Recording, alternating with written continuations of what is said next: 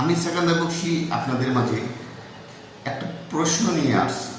সেই প্রশ্নটা ইদানিং অনেকেরই দেখি আমরা বুক ব্লাস্টের জন্য আমরা স্ত্রী সন্তান নিয়ে আমরা ঢাকায় জীবনযাপন করি বা বিভিন্ন শহরে আমরা জীবনযাপন করি।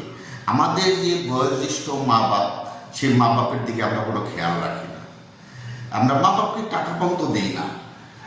সেটা একটা আমার কাছে খুব খারাপ লাগে। আমরা মা বাপকে টাকা দিই না, কিন্তু মা বাপ যখন মৃত্যু শয্যায় থাকে, মা বাপ যখন বিভিন্ন ছেলে সন্তানের খোঁজ খবর নেয় এবং খবর পাঠায়, আমরা কেউ যাই না।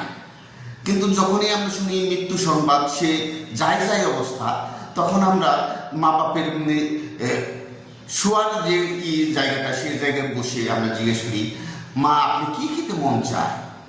এই কথাটা খুবই হাস্যকর এবং খুবই খারাপ লাগার একটা কথা। তখন তো সে খেতে পারবে না, তখন আপনি মুখে দিলে মুখ থেকে পড়ে যাবে।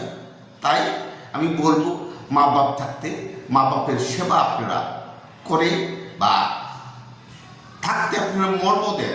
মা বাপ কি জিনিস বা মা বাপ কি খেতে চায়, মা বাপ কীভাবে চলে, সে খোঁজ খবর রাখার চেষ্টা করে। আর মহান রব্বুল আলামিন আমাদের যেন মা বাপ যাদের আছে তাদের যেন সে সেবাটা করার জন্য তৌফিক দান করে।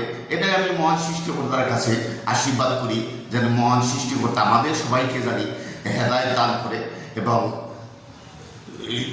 আমরা জানি সেদিকে জানি দাবিত হতে পারি।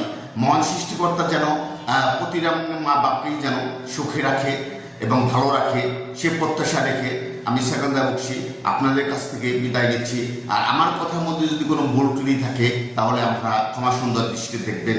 আল্লাহ হাফেজ, ভালো থাকবেন।